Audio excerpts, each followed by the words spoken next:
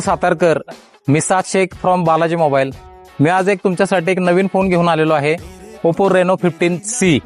मित्रांनो, नवीन वर्षातला नवीन phone ओप्पोचा Reno 15C. तर हा 2026चा सगळ्यात धुरंधर स्मार्टफोन आहे. तर हा फोनचा सेल सुरू झालेला आहे. तर आजच खरेदी करा तुमच्या लाडक्या बालाजी मोबाईलमध्ये.